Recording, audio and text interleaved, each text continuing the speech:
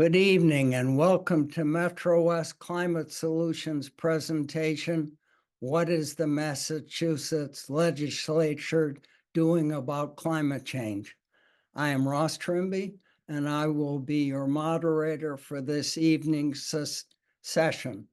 I am on the steering committee of Metro West Climate Solutions, and we are an all-volunteer committee made up of members of First Parish in Wayland, First Parish in Lincoln, First Parish Church in Weston, First Parish in Framingham, Carbon Free Lincoln, Energize Wayland, and a growing list of individuals. The committee's charter is to offer information on climate change and host events like this evening to encourage individuals to get involved in bringing about solutions. Massachusetts has a mandate to reduce carbon emissions to net zero by 2050. To achieve these goals, the state legislature must pass multiple legislation on multiple fronts. Many bills would support efforts to decarbonize and enhance resilience are making their way through the state legislature. This evening, we are pleased to present Casey Bowers from the Environmental League of Massachusetts to update us on these various initiatives.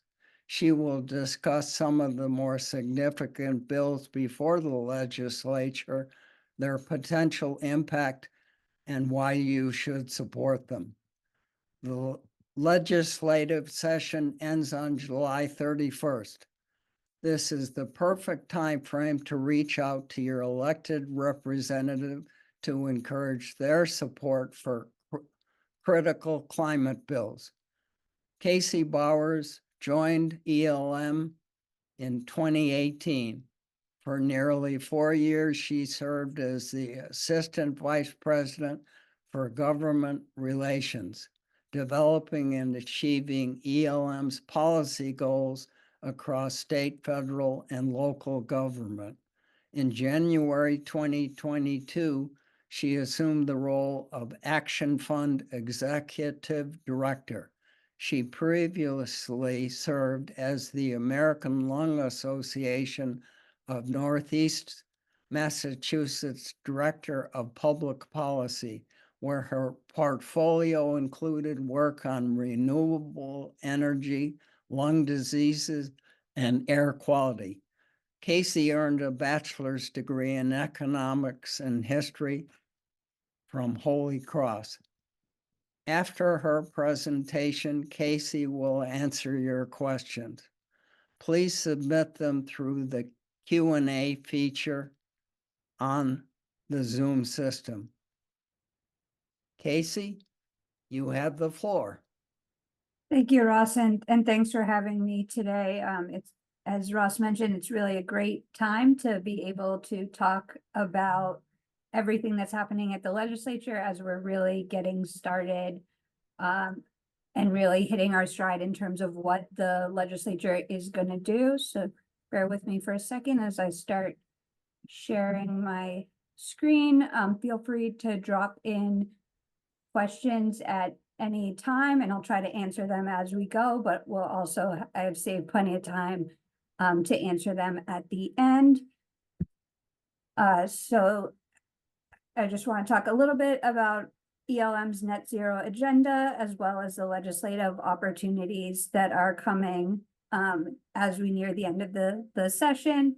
For those of you who aren't familiar with the Environmental League of Massachusetts, and I'm sorry about my camera glitching out a little bit, we are the oldest environmental organization in the state. We really focus on the intersection of policy and politics at this moment and addressing the moment that we're in terms of the need for climate action. And as Ross mentioned, there's actually lots of opportunities at the state legislature at the moment. We're really in an exciting time where leadership of both the House, Senate, and the administration have recognized the importance of climate and have committed to continually addressing it every session. You know, that's not true for every issue, so we're really in a good place that all of our leaders recognize the importance of addressing climate. Because one of the big questions is, are we on track? And the answer, quite frankly, is no. We saw some dips, particularly during COVID, where we saw the transportation sector decline for one of the real first times in quite some time. But as you can see, we're not quite on pace to reach our emissions targets. You know, offshore wind is coming on a little slower than we anticipated or hoped. We're making strides, but EV adoption for electric vehicles is also going a little bit slower than we had anticipated. So we know that there needs to be action at the state level to help us get to where we need to be. Our priorities focus kind of on three major buckets, with advancing environmental justice and public health kind of as an overarching theme on everything we do. So we want to build an equitable green economy, reduce emissions, focused on the clean energy sector, buildings, and transportation. And then at the core of why ELM was founded is to protect our natural resources. And we're certainly lucky here in Massachusetts for the bounty of natural resources that we have. Just gonna stop my video for a second, see if that'll help.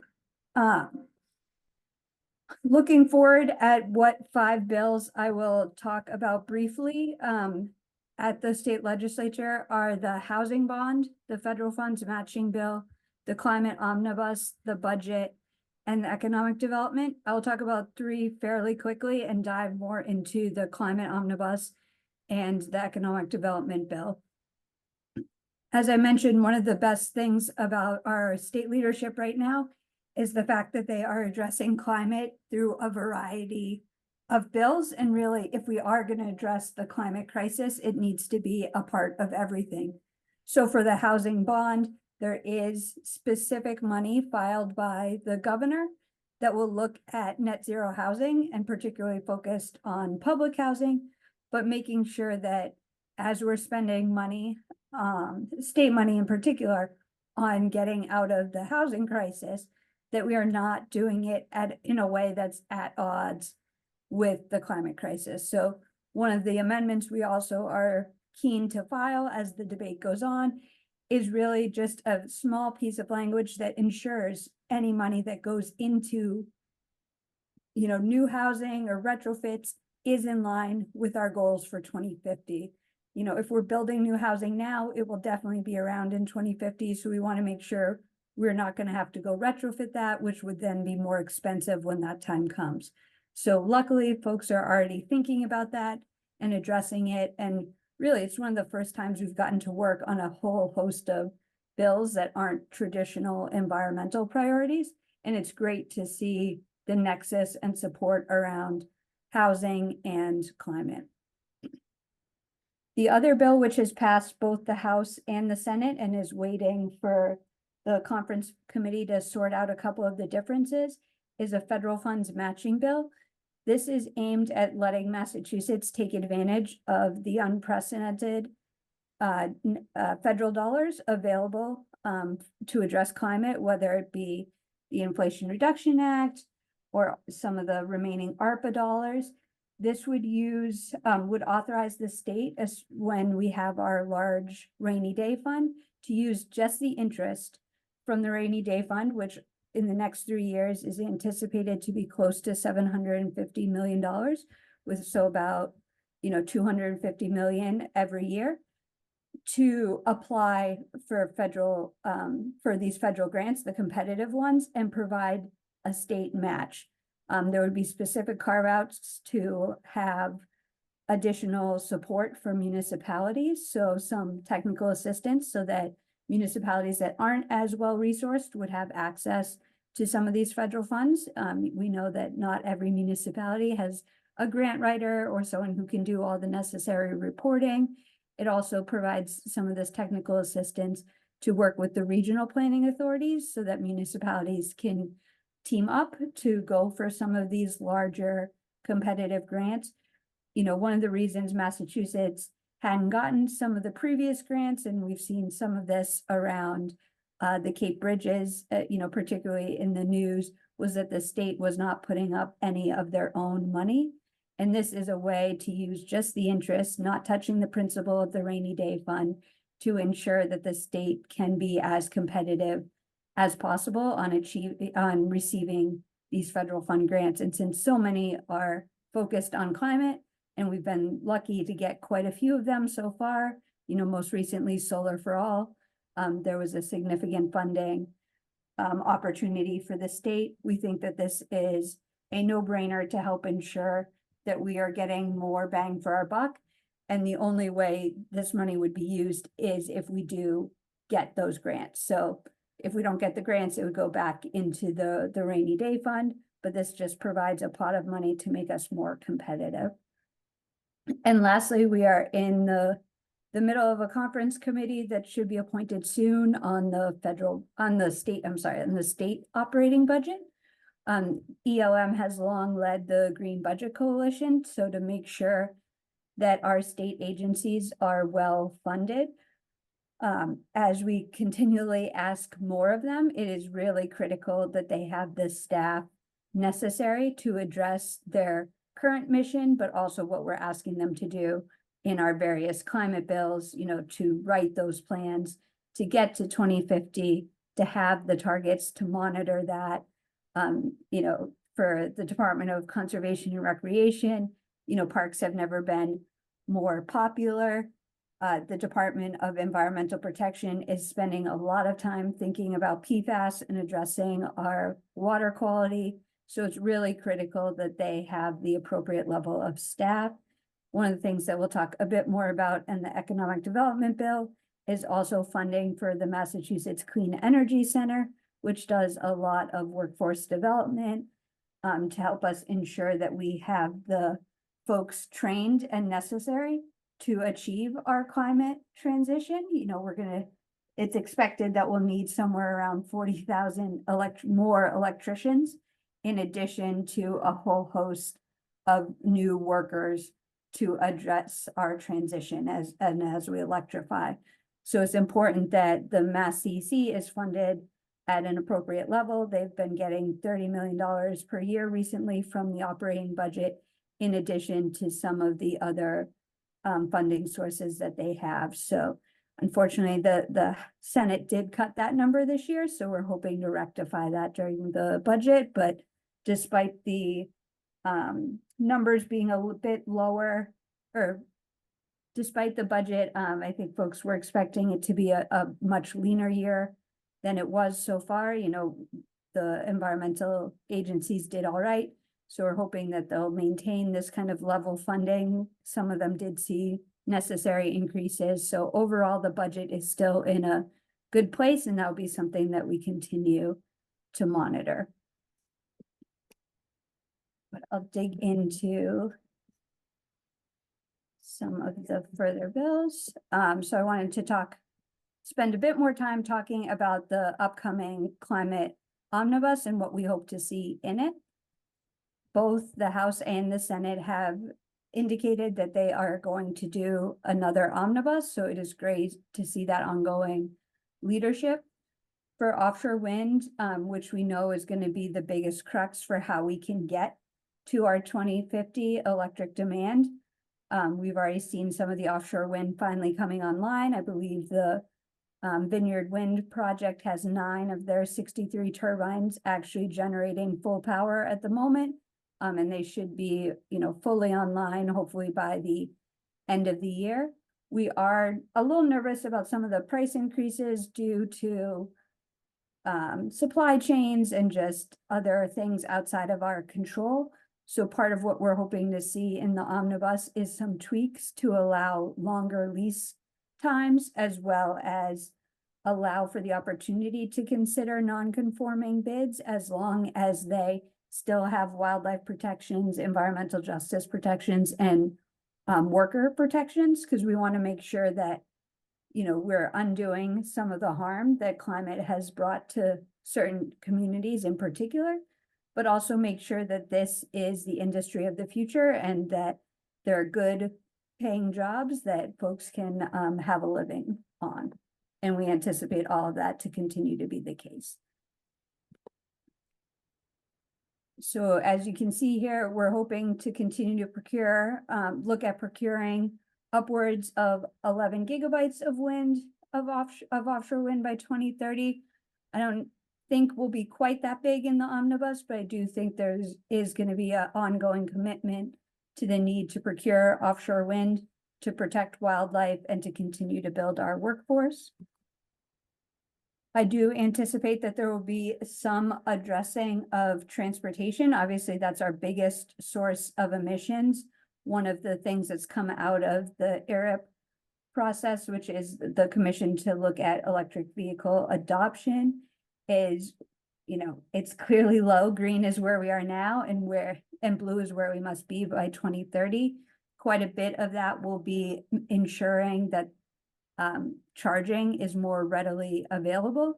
You know, the chair of the House TUE has a whole blog actually about, you know, he has an electric vehicle, and I believe it's called range anxiety, because, you know, it's still a real issue here in Massachusetts to ensure that when you're traveling longer distances, that there is the appropriate places to be able to charge your vehicle. So looking at improving some of the transportation and electric vehicle infrastructure, but also looking at a plan to electrify the commuter rail with a particular focus on lines that go through or really service environmental justice communities, prioritizing those, but knowing that we need to have a plan to electrify transportation as well as make it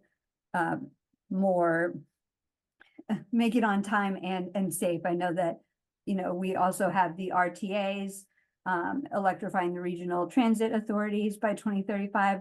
We need to make a plan for those, not just in Metro Boston, but also the good folks in the Metro West and further to the western part of the state. So we need to be able to look holistically at transportation, and we need to start planning that now, because this can obviously not happen overnight, particularly looking at the commuter rail, that we have a new contract going into place with Keolis. So making sure that we can build some of that in so that they can start planning earlier.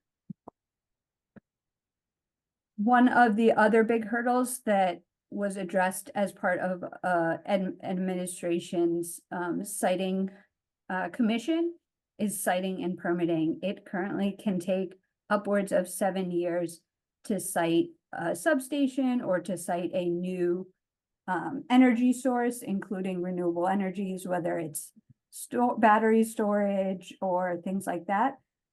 I think everyone realizes that our current system is broken and that we need to ensure environmental justice protections, particularly in areas that are way overburdened and have had far too much of it. But you can see here where we are now and how much installed capacity for energy we're going to need to electrify everything by 2050. So to address some of the siting and permitting bottlenecks that we have, there's been a commission. The legislature is working with the administration right now on finalizing siting language that kind of came out of that commission. I anticipate that when the bill comes out in the House, that there will be agreement on the siting piece, and that piece will kind of be somewhat untouchable. And then the other pieces, some will be House priorities, some will be Senate priorities, and that part will all be sorted out in the conference committee process, which I can go into later if folks have questions on. But really, we kind of know that some of the siting and permitting and the process of which you engage local communities in a meaningful manner earlier, we think will help smooth the process, addressing consolidating some of those permits. But really, the two key things I want to touch on is, one, working with communities early in the process, and particularly making sure environmental justice communities have a seat at the table and cumulative impact analysis is included in the siting and permitting is all going to be critical to make sure that the public is protected while addressing the need to kind of speed up the process in general. As you can see here, tomorrow's grid is not going to look like it does right now, whereas where you have the generation, transmission, and it kind of goes directly to your home. As you can see, once we start adding more battery storage and electric vehicle optimization in your heat pumps and demand response and more ground mounted solar, it's going to become much more evenly, or not evenly distributed, but it's not just going to go in one way. Things are going to go from your house back out to the grid. There's going to be able to be more demand response, more smart grid opportunities, the ability to, kind of monitor when you're going to charge your vehicle and optimize when you're going to use some of that higher usage items. Our grid of the future is not going to be what it looks like today. So I think that's important to keep in mind when we're addressing some of the siting and permitting issues at the moment. So as you can see, we're kind of anticipating a full package. The legislature has really moved into combining several bills into one omnibus every session. So we think the climate one this year will include some pieces of offshore wind, some pieces of transportation, some siting and permitting. I think battery storage is something that's very much in the mix. There's some talk about adding some opportunities for fusion as that continues to be developed, both out in Devons and beyond, ending the competitive electric supply, or at least looking at the regulating the competitive supply industry a little bit more. And there's actually, I think particularly in the Senate, a desire to address plastics, which is a huge source of emissions, and expanding the bottle bill. Right now, we have the least effective bottle bill in the entire world. And no, I'm not exaggerating.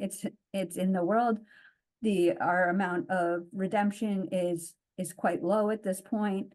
It doesn't include a lot of plastic that wasn't really around when the bottle bill was initially put in, which is why, water, for example, is not included in the bottle bill. Sports drinks, other alcoholic beverages are not all considered during the bottle bill expansion during the current bottle bill. And so with the expansion, we would hope to see some of those collected, because right now with our single stream recycling, we're really seeing very low rates of recycling. And I think that's an issue that's only going to gain more attention, and has gained a lot of attention from municipalities who before were getting paid for their recycling and no longer are, given some of the changes in the international scene. So we really need to address how much single-use plastics we're using at any one time.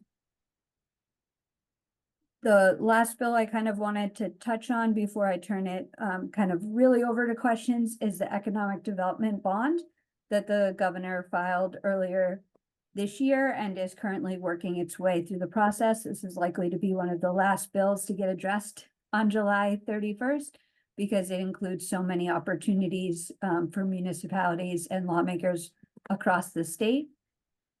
The big part that, it's a fairly massive bill, but the piece I want to touch on is the climate tech potential. So there is about $1.3 billion in the climate tech plan. 300 million of that is in the operating budget over 10 years, which is the Mass CC funding that I was talking about earlier.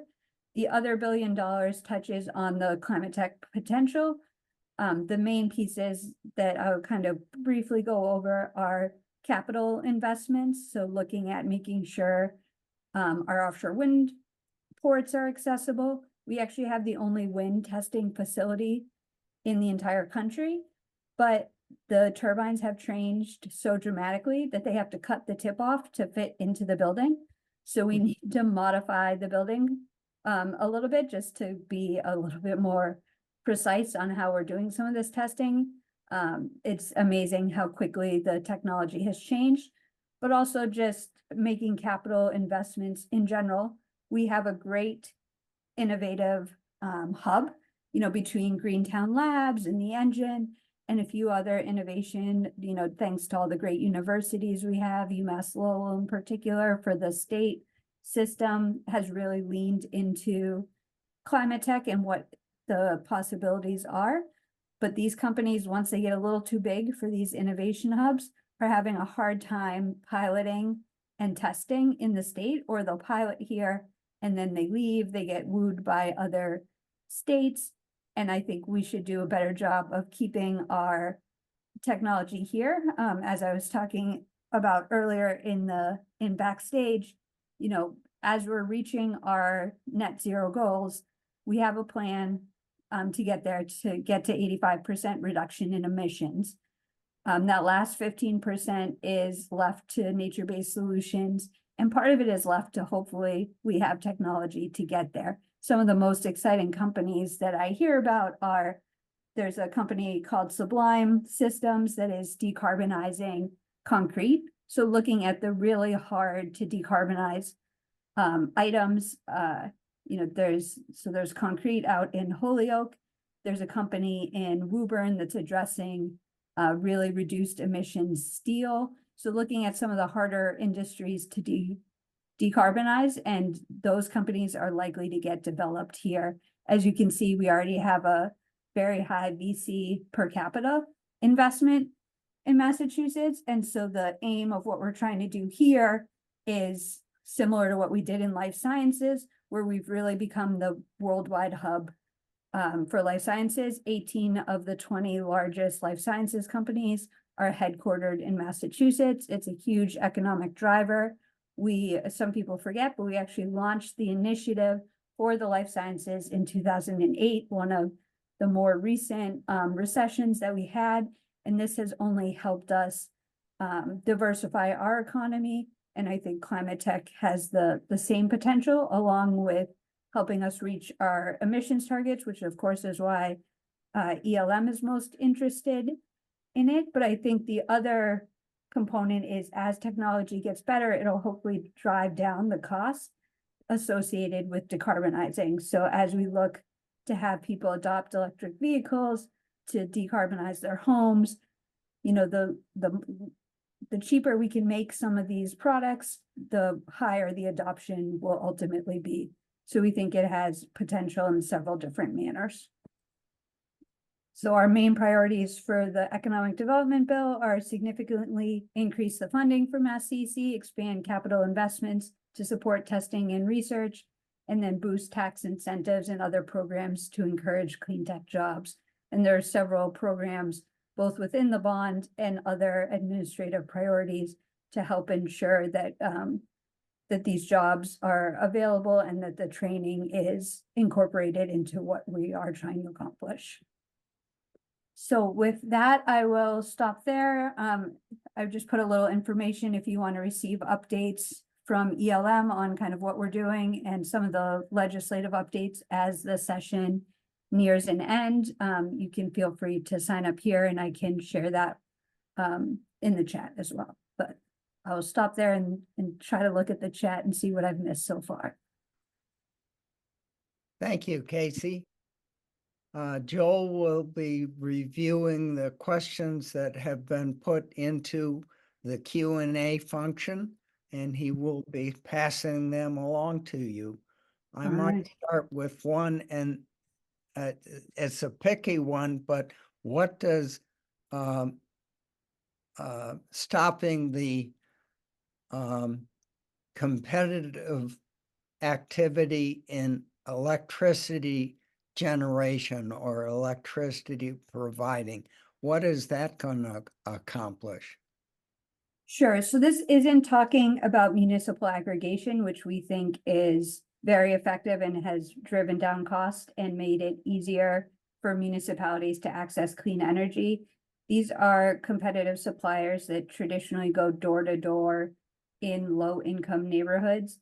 The state has lost, nearly $1 billion in higher prices due to these competitive suppliers.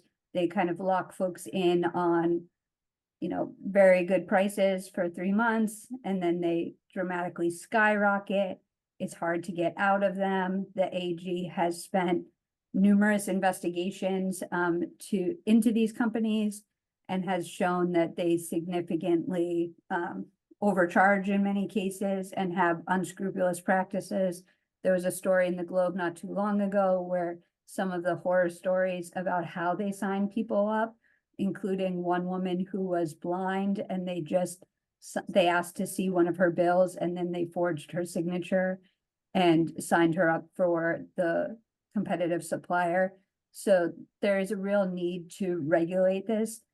The state is on the hook for ensuring that they get paid, so it does affect other ratepayers. It's not just folks who choose to enter these contracts who are on the hook. The state ultimately is on the hook if they're not able to get paid. So it just hasn't worked based on what we've seen, and we would rather incentivize the municipal aggregation as kind of the supply, as an alternative supply to get green energy. There are, of course, several, and I would only probably say a handful of folks who have saved money. These tend to be folks who are very well educated and can spend the time to monitor all of the energy markets and things like that, which I would say is not true of the general public. I know even for someone like myself, who is heavily involved in this between kids and work and whatnot, it would be extremely hard to monitor all of this. So we want to make sure that the most vulnerable among us are not getting taken advantage of. And that's why we support efforts to really regulate, if not ban, this practice. Thank you. Sure. Well, thank you again. That was very succinct and half an hour to present. Boy, amazing number of things going on in Massachusetts right now. Just to dive into a few of those a little bit more deeply, you talked about encouraging climate tech in Massachusetts. It's actually the first time I've heard that ELM, and that was a priority. Is there any effort here to work directly with our colleges and universities in the state to make this happen? Absolutely. States are, the universities and colleges are one of the reasons we think this will be successful. I mentioned briefly UMass Lowell, but I was up there not too long ago with the governor for an announcement of what they call the Link project. So basically they are building a center on campus that will include private companies, a private company partnership with the university to help provide jobs. Like the UMass Lowell will do some of the job training. They will partner with these companies who will then take on these newly educated students and provide kind of on the ground work expertise. One of the big anchor clients is going to be a climate tech company. So we're really seeing the great partnership amongst the two. Another one is the Ben Franklin Cummings Institute in Roxbury, which is, Dr. Francis, who runs the school, is an unbelievable resource. They have a whole garage that is focused on training the next generation of electric vehicle mechanics. It's really fun to go in there and get to see everything that's being done there. So for our universities, from community colleges all the way up to the MITs of the world, we're seeing that there's going to be jobs at every level. And we think that Massachusetts is actually well equipped to take advantage of this climate tech revolution because of our universities and because of the startups that come out of them. So both trying to keep these startups here, but also working to make sure we have the students and the next generation of workforce that can work for these companies. And I think to have it be successful, we need to do both of those. And I think we're well equipped to do it. But it's exciting. This is the first time ELM has ever really, in any significant way, worked on an economic development bill. It's also fun to be, for so long, it's always environmentalists saying like no to this or no to that. And now it's yes to this, and here's how we're going to do it, and here's the jobs. And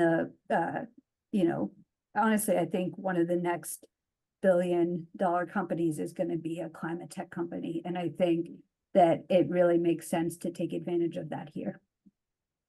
It's actually nice too to have a little counterpart with all the emphasis on biotech, which it seems like there's been in Massachusetts for the last decade or so. And speaking of technology, you mentioned slower EV adoption and disappointingly slow, I think it's fair to say. And you mentioned charging and charging stations as being one of the solutions. Is there any other ways the state can do to ramp up adoption rates of EVs?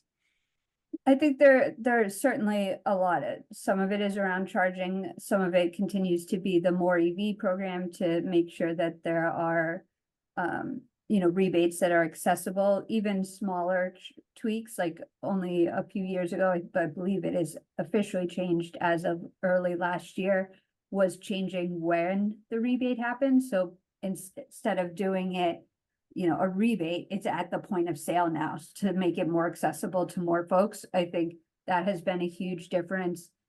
We still have some work to do, particularly in municipalities that it's harder to have charging in a garage or in your own home, making sure that we have that kind of charging infrastructure be available. But I do think, continued incentives, taking advantage of some of the federal dollars that we were talking about to make sure that this gets put into use.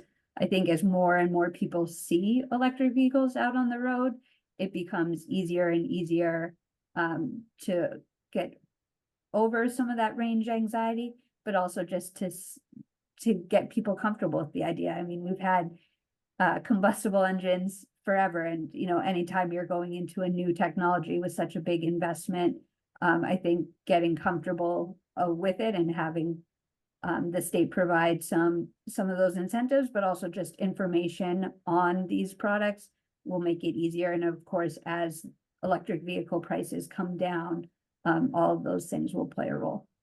Okay. So we talk a lot about technical solutions to the problem we have today. Betty asked, what do you see happening in the areas of natural solutions like forest preservation, municipal reforestation, watershed protection, things like that? Yeah, luckily we are in a state that has done a lot of good work on nature-based solutions. That's a significant part of our plans to get to net zero. We have almost a 30% state park kind of protection rate, which is important. One of the bills that we're working on right now, and there was a good article in WBUR the other day, is on the conservation land tax credit. So providing folks the credit if they do want to conserve their land forever, because right now part of why land isn't being conserved at a higher rate is it's simply too valuable. And if you do want to conserve it forever, you are taking a huge financial hit, not to just sell it for development purposes. So I think it's balancing kind of the smart growth that we need to see, to address kind of our housing crisis, because nothing makes me sadder than to see the environment get pitted against housing, when I think we need to address both to make Massachusetts the best place to kind of live and raise a family. And if we can do all of those things together, we can still preserve the forest, look at reforesting. I think one of the things that we've been spending a lot of time on as well, and is a big issue in the western part of the state, is where you put solar. And we don't want to incentivize clear cutting forests or anything like that to address our climate crisis, because that's not the solution. So making sure we're looking at incentivizing brownfields, putting it on existing disturbed land, making sure that we are looking at the maps that we have that the state has put together to protect, our forests and our farmlands while we're making this transition. And obviously watershed protection is paramount, given what we've seen with PFAS, what we've seen with other infrastructure, which is also why, as I mentioned, we're so focused on the budget for the state. They have great agencies that are doing a lot of this work, and they should probably be on this call to answer some of what is being done on all of these areas, but particularly around PFAS, and protecting watersheds and looking at pollinators and things like that. There's a lot of good work being done at the state that can then partner with municipalities on some of this. One of the best programs we have, or one of the most popular programs that we work with, is actually around culverts and resizing them and dam removals, because we've seen a lot of things get restored once we can remove dams that are no longer viable and no longer being used in an effective manner. And it's really revitalized quite a few waterways, quite a few cranberry bogs are another area that's really has seen a great turn. And in some cases that cranberry bogs weren't being used, they've been restored, and we've now seen like wonderful wildlife turnarounds. So there is, I think, a bit of everything. I did focus quite a bit more on some of the climate and energy solutions, but that piece can't be overlooked as Right. we kind of address everything. Well, it's good to hear that, because we do, as people have said, there's no perfect solution out there for the crisis we're in. You know, it doesn't matter what's hydro or wind farms or solar arrays or whatever. There's always going to be an issue of balance, correct? And you just have to make the best decision for the planet and for the community in every case. Because I have heard just what you said of people complaining about the cost of housing, in particular affordable housing, is being is increased because of the green regulations. And so I think we always need a good understanding of that, those competing interests. And as you said, environmental issues versus like clear cutting a forest in order to put solar arrays. You know, what is the balance that is best right there? Or even cutting down the tree next to your house so that you can put up a solar array. You know, what is the cost benefit of those sorts of decisions we make? And speaking of those sorts of decisions, is you said working with a number of state agencies and how transportation is such a big emitter of greenhouse gases. And of course, our transportation system needs to be upgraded too, as well. Do you work with Mass DOT on any of their projects or their plans or their projections? I guess they're going through some sort of long range planning right now. Yes, that has been in the news quite a bit. We are, we have a long history of working in transportation. That's an area we're trying to gain a bit more expertise and are looking to hire someone quite soon to focus specifically on transportation, as it is such a driving force of our emissions, no pun intended. But, I think the capital plan focused on, DOT's capital plan will be critical. Obviously, they have a long history of underinvestment. The fact that they were saddled, the MBTA in particular was saddled with the big dig cost overruns and things like that. There are some structural issues that need to be addressed, but we do need to make sure that the T is safe and reliable and runs more frequently. I rely on the commuter rail to get into the city every day. It has been late almost every day this week, which is not traditionally how it is. It's also undergoing construction. So I think we need to that's why we're really focused on this commission and also the capital plans and a real long. We need to start planning now for what we need to do. And that's why we're focused on some of the electrification as well as mode shift, because it can't just be one or the other. We need to make sure that it's reliable so that people use it. And then we need to make sure that it's electrified. So there's several prongs that we're looking at. That's why we're also supporting electric vehicles. We know not everyone has access or will have access to public transit, but we want to make sure that RTAs aren't left behind. The regional transit authorities, we've seen real success with, we've talked a lot about trains, but obviously the bus system, electrifying that. The Senate has really been fairly strong on some of those pieces. We want to make sure that that continues and that there are clear and enforceable plans to get to that electrification. The cost is certainly something that needs to be looked at, which again is why we need to take advantage of some of the federal funds. I believe both senators and some of the delegation was out in Brighton today, talking about some of the funding. I think it was $67 million to improve the Green Line. So we need to make sure that when we are getting those funds, we are thinking about making service reliable, more affordable, but also that we are not continuing to dig a hole in terms of our emissions, and we need to have a plan to get to where we need to be. And another issue you touched upon was waste. We all know that municipal waste is a big problem in the state, and you mentioned the bottle bill, sort of all the embedded carbon that goes into our landfills, and from the life cycle, from production to use to throwing it away. What other ways can Massachusetts deal with our waste problems beside the bottle bill, or is that it? Should that be where we focus on? I think I focused on the bottle bill because I think that's the one that's most likely to move this session. Another bill that's a priority of ELM and has long been a personal priority of mine is there's an extended producer responsibility bill that would start with packaging, but continue kind of to be a model for what we would need to do elsewhere. It would set up a system where companies pay in based on how much packaging they produce. And this gets at the problem two ways. One, it would incentivize people to use higher recycled materials and more easily recyclable materials, because you would pay less for having less packaging and having it be more recyclable. The fund would go to a program at DEP that then would get funded, returned to the municipalities to help pay for their recycling programs, to ensure that we can have higher quality recycling programs.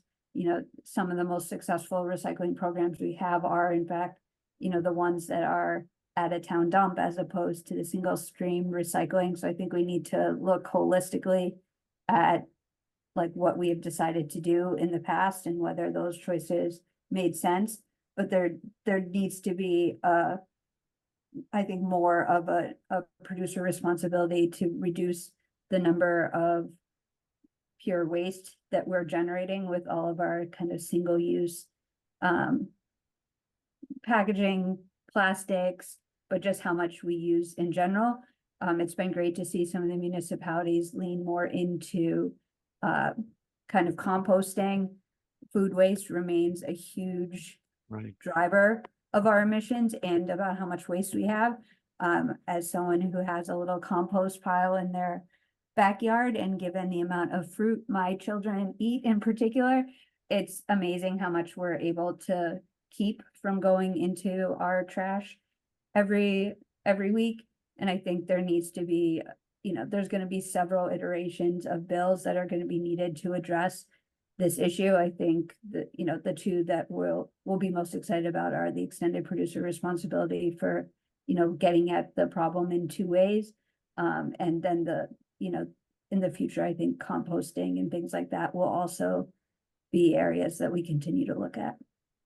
Yeah, just a case in point, my community at Weston, they adopted not that long ago food waste composting, and they weren't sure it was going to be used at all, and they just had 2 little bins, and very quickly they needed 4 bins and then 6 bins, and it turned out to be people are looking for that. And as you know, food waste is very weighty. It's a heavy component in our trash, so sometimes you can be surprised. Another thing is, I know both Lincoln, Wayland, Weston, I'm sure other communities too, have what's called a swap shed.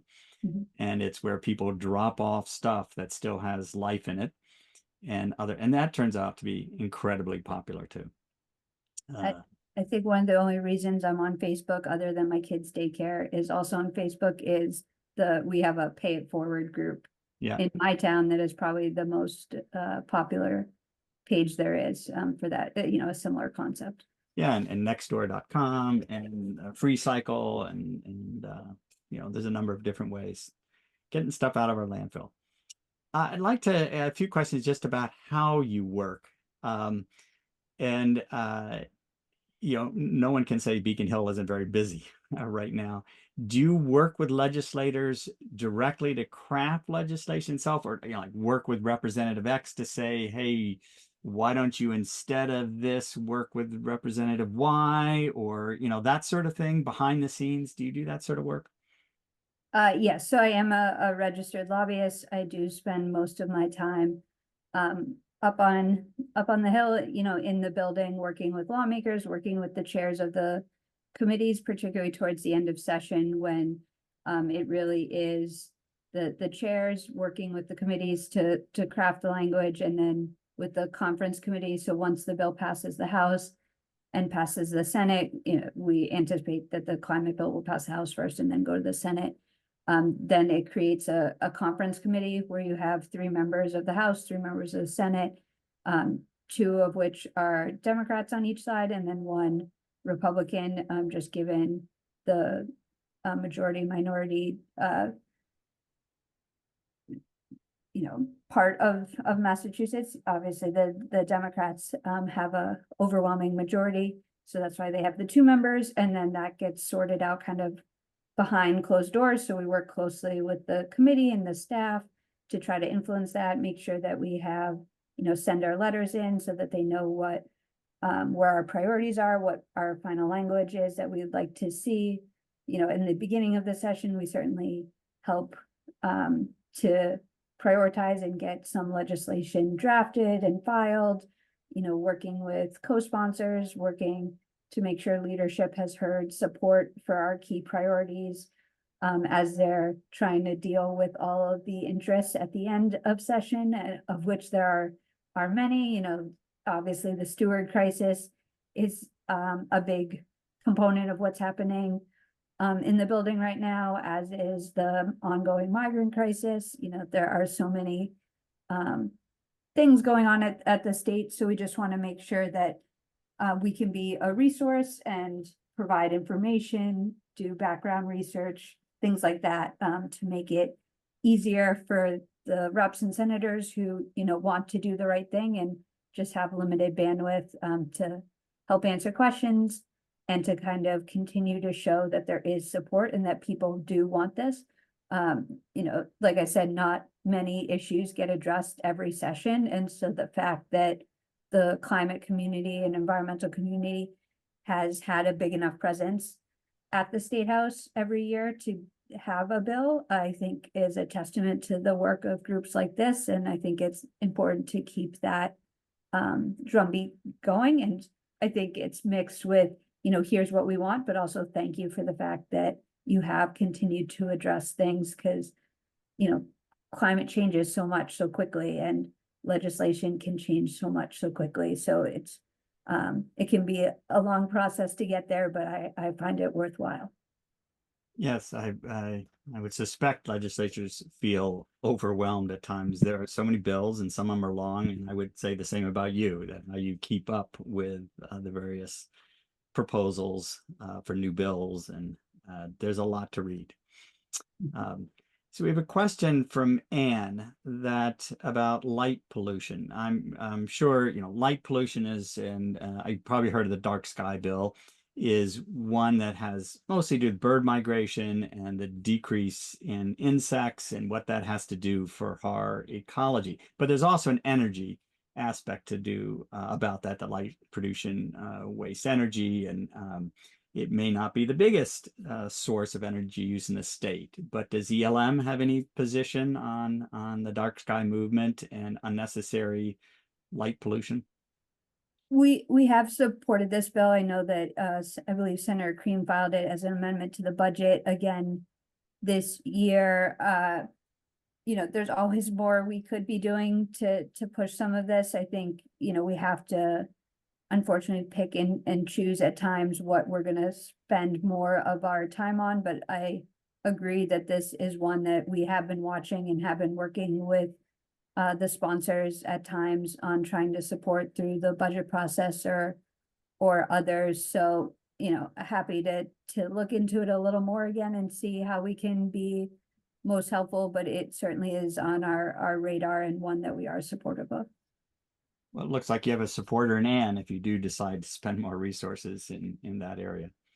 And another question too about how you work on these issues. I was looking at your mission statement earlier today, and you say you have a lot of strategic partnerships. I was just wondering if any of those strategic partners, do you work with other organizations like Environmental Defense Fund, Nature Conservancy of Massachusetts, Mass Audubon, Conservation Law Foundation, those sorts of organizations, or do they each work separately? All of the above. So we certainly work a lot with CLF, with, TNC, the trustees, Audubon, numerous groups, some of which are, depending on the issue, we tend to partner with other folks. I think we also look to partner. We have a corporate council, which is a little bit different than some other groups. So we do partner with businesses at times, when they are aligned with what we would like to be doing. And so bringing a different voice in, I think, lawmakers expect the environmental community to work together and to be supporting different things. So when we can bring in a unique voice that they might not expect to hear from, that makes it a bit more memorable, and also at times can make it easier for them to say yes. But I certainly value our environmental partners, quite a bit, and as well as some of our more unusual partners. Mhm. Collaboration, I have a feeling, and partnership is the way to get some of this done. So finally, as we come to the end of our hours, you mentioned number of priorities, a number of bills. What can we do as citizens here? What do you want us how do you want us to help you? I think the biggest thing is certainly to continue to be engaged, make sure, your lawmakers are hearing from you. You also have, throughout your region, some very powerful lawmakers, not the least of which would be the Senate president. So the more that folks hear from their constituents, particularly going into the end of session, it's always really meaningful to have, voters and folks in town reach out to them to say that, you're watching the climate bill, this part's important. One of the other things you can do is ask them to reach out to their colleagues who might be the chairs of the committee or on the conference committee to support key pieces of legislation. That really does help. Not many people take the time to email or call. I'd say the more you can personalize your outreach, the better off it is. If you send in a traditional form email, a staffer will make a little check mark and make sure that the lawmaker knows. If they get a couple calls, they start to wonder, where's the fire? And so I think the more you can personalize some of your outreach, the more receptive people are to that. And, to be concise, say where you live, say, this is why it's important to you, and these are the specific pieces you're looking for, the better off your rate of success will be. Casey, Good advice. thank you very much. This has been very informative, and your level of knowledge about where the issues stand and where they are going is truly impressive. Thank you. Thank you all for the opportunity. For That was those of you who have participated in this webinar, please remember that if you are not already a receiver of the Metro West Climate Solutions newsletter, you can go to our website and sign up for that newsletter. And in addition, at the website, you can look into more than 30 past sessions that we have had over the last 5+ years on this series of topics, and review them for where we stand today. Thank you again, Casey, and thank you all for participating in this event.